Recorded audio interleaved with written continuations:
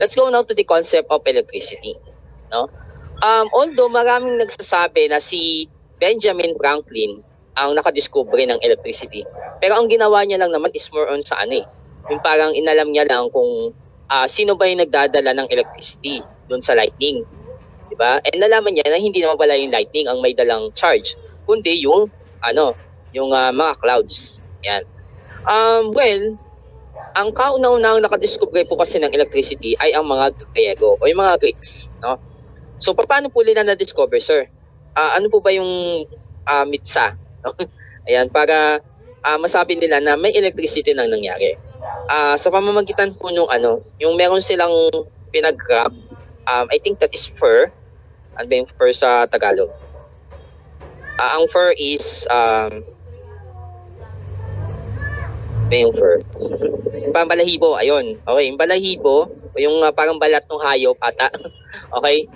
Balat ng hayop na may balahibo. Nirap nila dun sa parang amber. Yung amber na yon, actually that is a fossilized tree resin. So pinag-kiskis nila yung dalawang object na yon, yung balahibo at saka yung amber, na nag-cause ng attraction between those two. And doon po nag-start yung sinasabing static electricity. And napatunayan naman siya dahil doon sa nangyayari sa kidlat at doon sa mga sparks. No, yung tipong pag nagsaksa kayo ng plugs, 'di ba may yun, parang may maliwanag na medyo lang, tiny, no? Yung lang, maliit lang. Okay, yung parang kumikislap. Ayan, na pag nagsaksak po kayo. Ayan, so doon po nag-start yung yung electricity. And that electricity is said to be a form of energy. Okay? Kasi kumbaga, pag sinabi mo kasing energy, diba tinatransmit mo yan eh. Okay? Yung parang ang work na ginagawa niya is to transfer. Okay? Yung electricity, di ba? So dinideliver. So basically, that energy is being generated by friction, which is yun nga, by rubbing two objects, okay, together to have an attraction. Now, well, depende kasi yun kung may attraction or may repulsion, di ba? So yung pagdating sa mga charges, depende po kasi dun sa charges, di ba? Pwedeng magkaroon ng attraction kung yung dalawang objects ay magkaiba yung charges. Let's say yung isa positive, yung isa negative. Yun, pwedeng mag-attract yun. Pwede magkaroon ng static electricity. Pero kung wala, let's say magkaiba yung kanilang charges, let's say yung isa or parehas silang positive or parehas silang negative, so they will repel. No? Okay? Induction. Ayan, ito yung sinasabi ko kanina na tawag dito, sa pamamagitan ng magnetic field, no, yung pagbabago ng magnetic field ay kaya niya pong ma-generate or kaya pong makapag-generate ng device or ng conductor ng sarili niyang voltage or electricity or chemical change. Sa pamamagitan naman po ng mga chemical compounds, for example, yung mga makikita natin sa battery, yan, o yung mga nasa battery pala, okay? That's why, syempre, nagagamit natin yung battery, di ba? For example, yung sa mga AA, di ba, ng mga AA, AAA type, yung sa mga 9 volts, yung mga malalaking size ng battery, ng Eveready, yan. So, having magnetic, chemical, and radiant effect. So, although ang electricity naman po ay napapakinabangan natin, okay? Siyempre may kaakibat po yung mga epekto. No? Magnetic effect. Paano natin nasabi, sir, na nagkaroon ng magnetic effect? Meron na ba kayong nabalitaan na, kunyari na kuryente, tapos hindi siya makawala agad? Kunyari, may hawak siyang wire or device na naging sanhi kung bakit siya na kuryente. Kasi hindi siya kaagad makawala. Yung kahit anong piglas niya, hindi siya makakawala. It is because, yun nga, kaya nga na-discover kumbaga inaral mabuti yung tungkol po sa electromagnetism kasi they are related to each other. Kumbaga, hindi pwedeng magkaroon ng electricity kung walang magnetism. And same goes na hindi pwedeng magkaroon ng magnetism kung walang electricity. Okay? So tandaan natin, every now and then, kapag may dumadaloy na current dun sa isang conductor, magsiset up po yan ng magnetic field. And gaya nung sinabi ko kanina about sa induction, sa pamamagitan ng magnetic field na naka-set up, kaya niya po makapag-generate ng electricity o ng voltage. Chemical effect, syempre may mga times na yung mga syempre nagkakaroon po ng reaction eh. So nagbabago yung kumbaga nag-iiba po yung mga substance na nandun sa battery kapag sina-charge or kapag dini-discharge. Okay? Paano naman sir sa may radiant effect? Paano naman yon? Sa may radiant effect naman, ano bang dyan? Well, ayun, yung nagbibigay ng liwanag. Okay? Yan, pagdating sa radiant effect. Ayan. Kaya nga tayo may mga ilaw eh. Diba? Ayun po yun. Yung, o di kaya yung pag halimbawa, yung parang, syempre pag may ilaw, diba, may tendency na uminit. Ayan. So yun po yun. Ayan. Okay? Yung nagkakaroon po ng init. Okay? Okay, so si William Gilbert ang itinuturing father of electricity. Before Michael Faraday, actually, ang ginawa lang ni Michael Faraday, pinagpatuloy na lang niya yung study about sa electromagnetism. Pero ang original talaga niyan, na nagpasimula, o OG, kumbaga, is si William Gilbert. Okay? Na nag-conduct ng mga early experiments when it comes to electricity and magnetism. And nakapag-publish po siya ng kanyang ng kanyang study, which is the electric attraction and the electric force. Yan.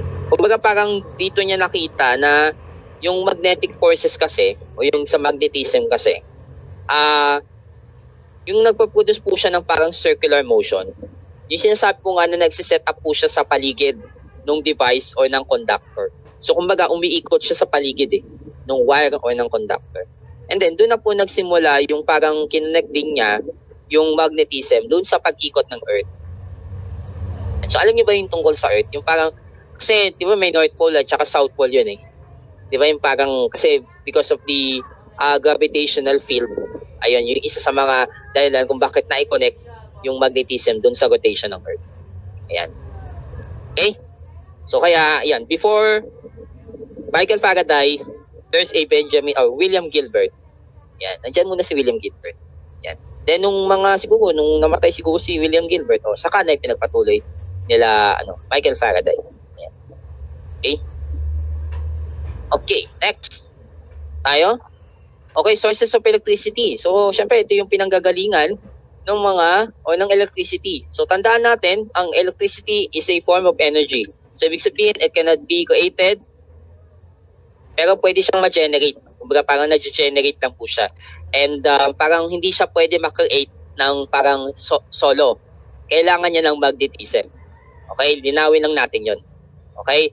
It cannot be created, pero hindi siya yung parang ma-create na as a solo. Kailangan may magnetism. Kumbaga tandem sila. Okay? Or kailangan meron munang para mag-trigger para magkaroon ng electricity. So it cannot be created nor destroyed, but it can only transform or transfer, diba? Transform from one form to another. So yun yung sinabi tungkol dun sa law of conservation of energy. Una, chemical battery. We also have the generator, thermal energy, solar cells, piezoelectric effect, thermocouples, and photoelectric effect. So let's have each of them. Chemical battery. Well, alam na natin to, no? Sa pamamagitan po ng concept ng electrolysis, okay? Yung, diba yung may dalawang metals na magkaiba, na pag binabad mo dun sa electrolyte, no, yung electrolyte na yon basically mga parang solution. Okay, solution ng mga elements na involved. So, by the action nung dalawang metals doon sa electrolysis or sa electrolyte, so nagkakaroon po ng pwede siya makapag-generate ng electricity. And usually, sa pamamagitan po ng chemical energy na natatransform into electric energy or electrical energy. Next is generator. So, ang generator, typically, it is a rotating machine. So, umiikot po siya or umaandag. Okay? Well, paano po ba napapaandag ang generator? Basically, sa pamamagitan po ng mga turbines or nung mga prime mover. Ayun. okay, ng mga prime mover para mapaikot yung generator.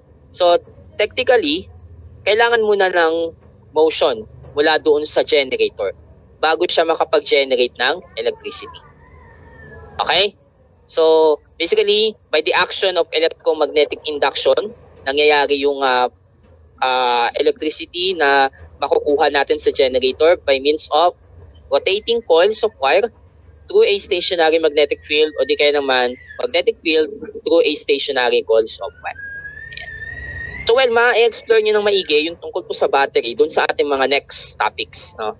So, meron tayo nakaseparate na topic about sa battery. Then, yung about naman sa generator, so yung tungkol naman po yan sa inyong magiging next subject next year, yung sa mga machines. Ayan. Okay. Thermal energy. Yan. So, ito yung mga usual na meron sa mga power plants. Wherein, gumagamit po sila ng mga coal, oil, or natural gas na kanilang binaburn para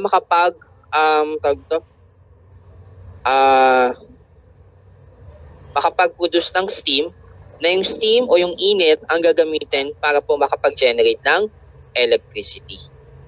So, yun naman yung pag sinabi nating thermal, no?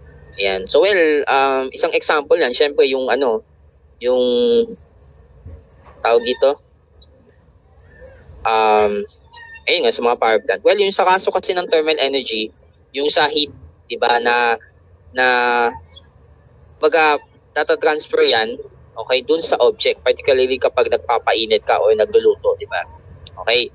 Well, sa kaso naman ng sources of electricity naman ay yun, sa pamamagitan po ng steam or init, kaya nilang patakbuhin yung mga generator na nandun sa mga thermal power plants. Solar cells. So, sa pamamagitan po ng mga solar panel. Ayan. So, it converts light energy directly into electrical energy. So, ngayon, syempre dahil continuous kasi yung pag-harvest, no, lalo na kung masyadong mainit, ay kaya nilang makapag-store ng mga na-store nilang heat o ng energy doon sa kanilang mga battery bank. Ayan. Okay? So, para magamit. Ayan. So, yan po yung pagdating sa solar panel o solar cells. Piezoelectric effect. So, dito naman ay sa pamamagitan po ng mga mechanical vibration na nangyayari doon sa mga crystals o sa mga ceramics para makapag-generate po ng electricity. So, kumbaga dito, when it comes to piezoelectric effect, kailangan po kasi dito para to come up with a mechanical vibration, kailangan ng pressure. So, kailangan merong i-apply na pressure. So, para magkaroon po ng mechanical vibration. And of course, para makapag-generate po ng electricity. Okay? So, kumbaga dito, kailangan mo ng sinasabing mechanical stress eh. O yun nga, yung kailangan mong mag-apply ng force, okay, o ng pressure, dun sa crystal. Okay? Next is thermocouples. So, sa pamamagitan naman po ng dalawang metals na magkaiba, and they are being joined together, so ngayon, pinapainit yung kanilang joint. So, paano ba siya makakapag-produce ng electricity? Kapag po yung differences between those metals, okay, ang siyang magdidictate kung makakapag-generate po siya ng electricity, no? Okay? So, well, kasi ang ginagawa kasi sa thermocouple kasi, parang heat din, no? Parang mga thermal power plant, no? So, kumbaga dito, ang ginagawa niya, gumagamit po siya ng electric current para ma-transform niya into heat. Yan. Okay? Now, the last one is the photoelectric effect. So, dito naman, let's say, yung liwanag o yung light, tumatama po dun sa any surface, then, nung material, then, it will emit an electron. Yan. So, ito yung pagdating sa sa concept po ng electromagnetic radiation naman. Okay, yung photoelectric effect. Yan. Now, let's go to the structure of atom naman. Okay. So, when it comes to atom, so basically, ang atom kasi is the smallest particle of any matter, no? So, yan ang alam natin, di ba? Okay. Ang atom din, of course, syempre alam naman din natin na yan din ang pinaka smallest particle na magde-define dun sa isang element. Okay? So, yung mga elements na meron sa periodic table, no, yung na alam natin sa periodic table, ay may kanya-kanyang ano yun, parang atoms, no? So, they have different atoms. Yan. Ngayon, ang matter, as we all know, kung babalikan natin ng chemistry, no, all matter can be classified. Actually, ang dalawang classification po kasi ng matter is pure substance at saka mixture. Okay? And under po ng pure substance is yung itong dalawang ito, yung compounds at saka elements, no? So, if we're going to define each of them, well, pag sinabi nating element, ano yung element? It is a substance that cannot be decomposed. Diba? Hindi na siya pwedeng ma-separate into another one. Okay? Yun ang pag sinabi nating element, no? So, hindi siya basta-basta pwedeng ma-breakdown. Okay? Pag naman compound, well, this is the combination of elements through a chemical action. So, hindi siya kagaya ng mixture na pag pinaghalo mo, ayun, makakabuo ka na ng compound.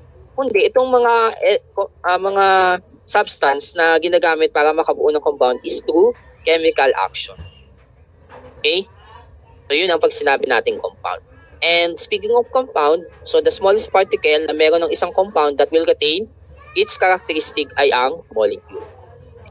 Well, sa kaso naman ng compound, so bukod sa pwedeng mag-combine ka ng mga elements through chemical action, pwede ka rin mag-decompose, diba?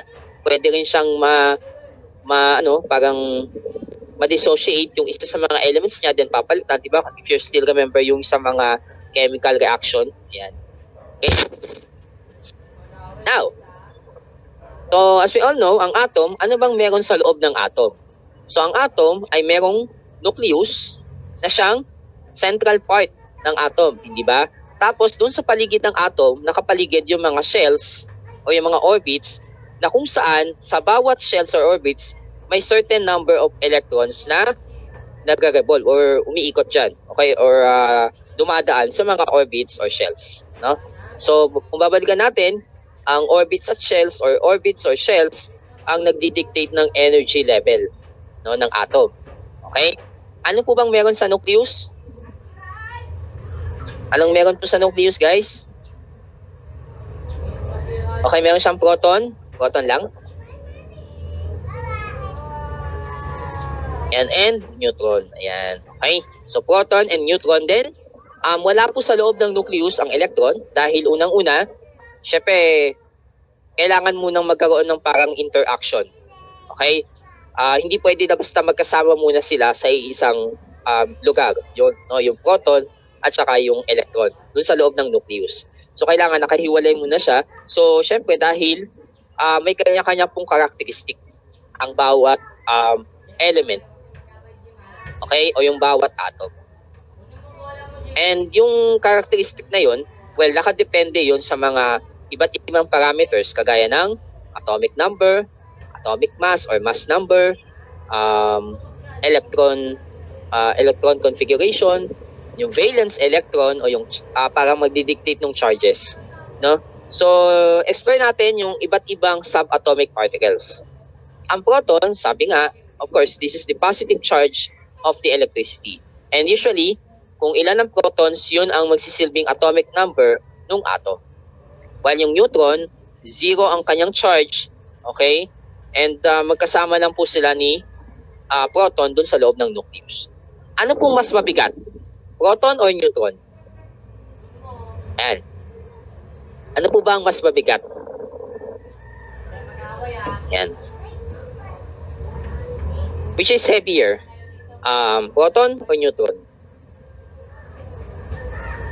Well, yung sa electron, hindi siya pwede yung pinakamabigat eh. Kasi unang-una, kaya nga yung electron, nakapwesto siya sa may mga shells kasi siya yung pinakamagaan sa kanilang tatlo.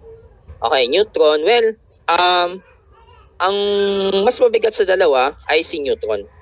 Okay, although parehas silang diba, nasa 1.6 times 10 raised to negative 27 kilogram. But marginally, mas mataas po yung mass ng neutron kesa sa proton. Okay, kasi ang neutron is around 1.2 1.675 times 10 raised to negative 27 kilogram.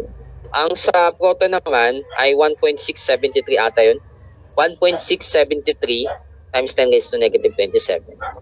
Okay, so kaya technically, mas magaan o mas mabigat yung neutron kumpara sa proton. Okay? So ano naman tawag dun sa pag pinagsama natin ang number ng proton at number ng neutron? Yan, ano naman tawag doon? Yung pag pinagsama natin or pinag-add yung bilang ng number of or bilang ng protons at saka bilang ng neutrons.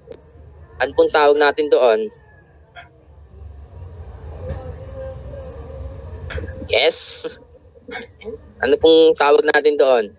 Yung number of protons plus number of neutrons. Actually, it should be mass number. Kasi ang atomic mass kasi, ang mass number kasi, it's just an approximation. Kasi nagbase tayo dun sa bilang ng protons at neutrons. Pero kung ang titignan natin sa periodic table, atomic mass ang tawag. Pero dun sa tanong ko lang, ang sagot dapat doon, mass number lang. Kasi ang atomic mass, hindi mo basta-basta nabibilang. Kasi ito po ay sinusukat. Okay, sinusukat na po ito, yung atomic mass. Okay? Ayan. So yung mass number, na galing po dun sa number of protons plus number of neutrons ay approximation lamang po. Okay? Next. Electron. So, syempre, ito yung pangatlong subatomic particle na negatively charged of electricity at ito po ay matatagpuan sa mga shells or orbits. No? Yung electron na yan. Yung number of electrons, no, well, kasi minsan pwede mo ring sabihin na kung ilan ang protons, yun din ang magiging bilang ng electrons. Okay? And, we also have the valence electron. So, pag sinabi nating valence electron, ito yung bilang ng mga electrons dun sa pinakahuling shell na meron dun sa atom. Okay? At usually, or mostly, ang valence electrons ng isang atom ang nagdidictate ng charge ng isang element. Diba? Siya yung nagdidictate ng charge eh. So, kung halimbawa, meron lang siyang isang valence electron dun sa pinakahuling shell, so parang pwede natin sabihin na meron po siyang charge na positive 1. Okay? Yun po yun, no? Kapag halimbawa naman, meron siyang 6 na valence electron, pwede rin natin sabihin na meron siyang charge na negative 2, no? Kung halimbawa, sa kaso ng oxygen.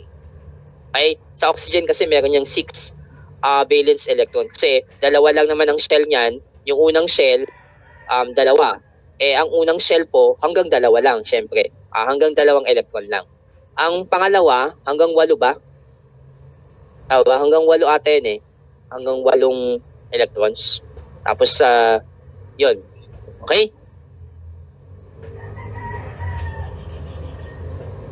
Tama naman lang. Okay, tama. Okay? So, yung pagdating po sa, valence electron. Now, explore natin yung mga iba't ibang atom. Like, for example, sa hydrogen atom.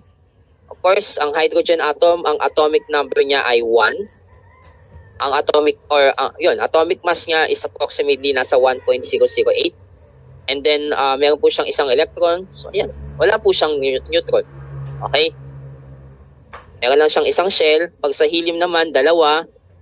So, pag first shell, 2 lang po ang maximum na bilang ng electrons. Ayan. Tapos, atomic mass niya is 4, or around 4 yata. Tapos, dahil dun sa sum, nung 2 proton at 2 neutron. Okay? What about this atom? Ano pong atom ito? Yan. Kaninong element po itong atom na inyong nakikita?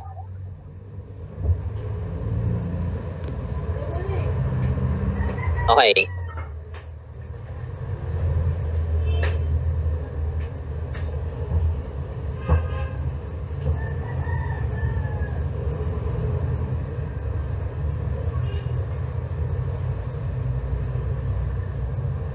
And so this is, yes, silicon po. No, having an atomic mass of 14, mass number o yung atomic mass niya is around nasa 28. So meron po siyang 14 neutron, 14 protons. At meron po siyang 4 na valence electron. Yan. Well, kung pag-uusapan natin yung number of electrons, di ba may ano tayo, parang classification, no? According dun sa bilang ng valence electron. Kapag mga metals, usually, saan po nag-range ang bilang ng valence electron? Usually, mga 1 to 3. Mga 1 to 3 electrons. Yung valence electrons, ayun. Pag metal, no? Pag metalloids, or sabihin natin yung mga nasa group 4 and group 4, yung for example, yung mga carbon, ayan, yung mga tawag dito, mga nasa usually meron siyang 4 na valence electrons, no? Tapos pag mga non-metal, no, mostly, no, like yung mga gases, ayan, ay mga nasa greater than 4. Ayan, greater than 4. Ayan. Greater than 4 valence electrons po ang meron. So usually mga hanggang yun, mga hanggang 8. Kasi pwede rin naman natin i-count na yung mga inert gases ay mga non-metals din. Okay? So yun po, no? So doon natin malalaman yung characteristic nga po ng ng isang element base rin dun sa valence electron, bukod dun sa charge. Ayan. Okay? Baga parang nakadepende dun sa group. Nakabilang siya dun sa table or periodic table. Okay, then this one naman is copper. Although ang copper, sinasabi na meron siyang 2 valence electron. Diba? Dalawang charges, I mean. Meron siyang positive 1 or positive 2. So dito sa kasong ito, meron siyang positive or meron lang siyang isang valence electron.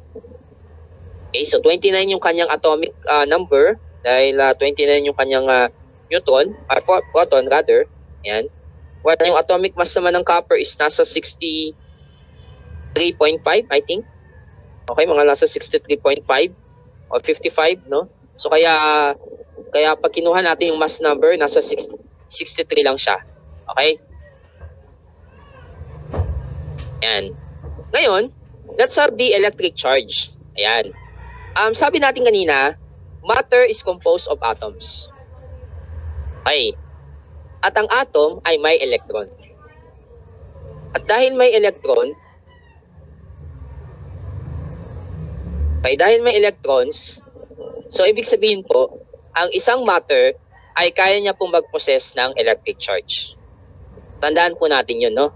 So, lahat ng object na meron tayo ngayon, o lahat ng matter, ay meron pong electric charge.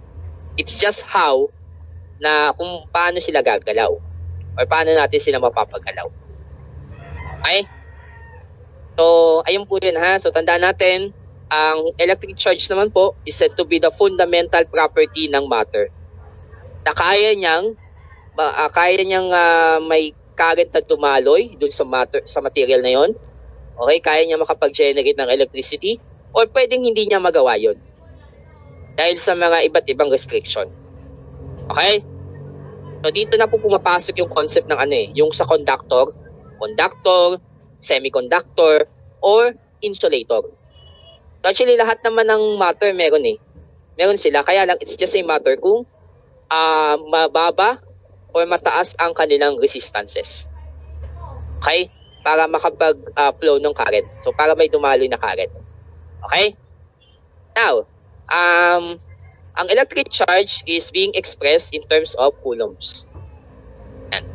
And it is symbolized by letter Q.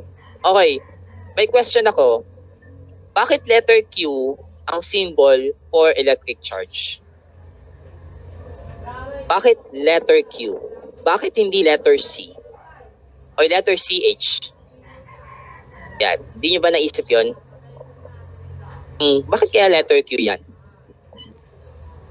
Yan.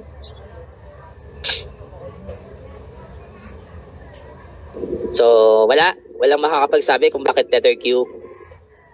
Bakit siya letter Q? Bakit hindi lang letter TH? O letter G? Diba? Maraming letter na pwede. Bakit letter Q? Yan. Ba't kaya? What's the reason kaya?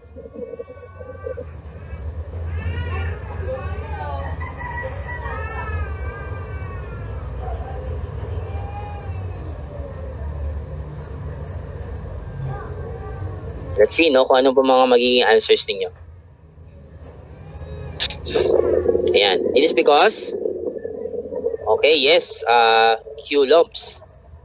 Nice joke. Okay. Pero tama si, ayan, tama siya, na electric charge, ibig sabihin kasi, that is a quantity of electricity. So, kaya pag tinanong sa inyo, what is the quantity of electricity? Ibig sabihin, you are looking for the electric charge. Okay? Now, are you familiar with Coulomb's law? Familiar ba tayo dun sa Coulomb's law? And Coulomb's law. Okay. Anong sinasabi doon ni Coulomb's law? Ay, anong sinasabi ng Coulomb's law? Coulomb's law. Anong sinasabi niya doon? Diba, since na banggit naman na natin tungkol kay Coulomb, okay? Just a unit of electric charge or SI unit. Yan. So, ano po bang sinasabi ng Coulomb's law? Dalawa yun, di ba? Dalawa.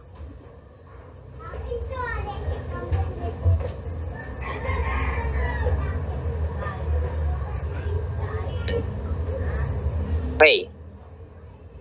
Okay natin. Kung ano po bang sinasabi ng Coulomb's law?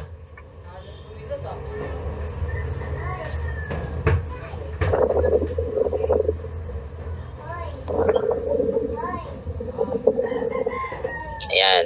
Sige. While waiting, no, since ang electric charge ay yun nga, meron ng mga matter, so it is or it has an ability to exert a force. So kaya niya po makapag-exert ng force basta present lang doon sa electrostatic field na nakapaligid doon sa mga may mga charges, no? O doon sa may mga object na may mga charges.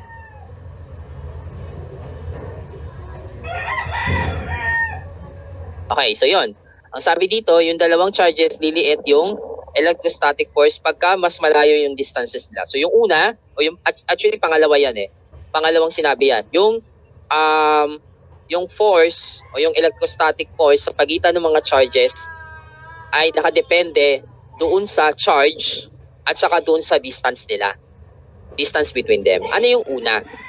Kasi pangalawa yan eh. Yung sinasabi na yung force na sinasabi dito, no, yung exert a force ay nakadepende doon sa amount ng charges at sa distance between them. So ano yung isa pa? Unang-una, yung unang napaka-importante na sinabi about po sa Coulomb's law.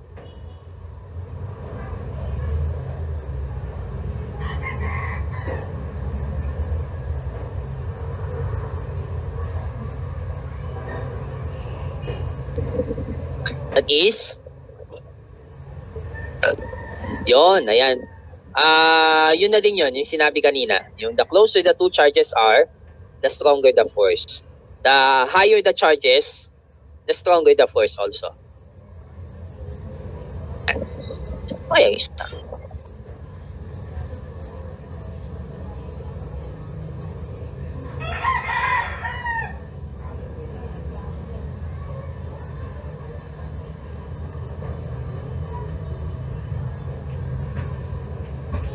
Ano ba yung isa? May hinihintay lang tayo eh na isa pang answer.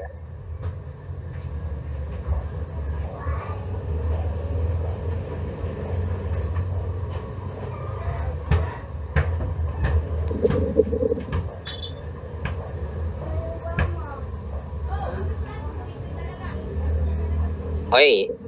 Sige. Okay. So I think ito po yung sagot dyan. Yung like charges repel and unlike charges attract. And so bale, according dun sa Coulomb's law, so the first statement, it states that the like charges will repel and unlike charges will attract. And then the second one is the force or the electrostatic force between the charges will depend on the amount of charges and the distance between those charges. Ayan. Okay?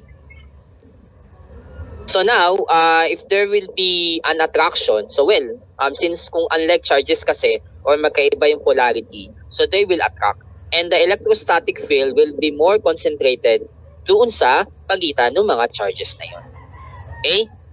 And then, if the charged object will retain its charge No, kumbaga parang hindi siya magkakaroon ng any attraction, okay, or any force with the other, so the charge is said to be at rest. So now, ito yung sinasabi natin na yung electrostatics line or electrostatic force ay nagko-concentrate po yan dun sa electrostatic field sa pagitan ng mga charges pag nangyayari po ang attraction between them.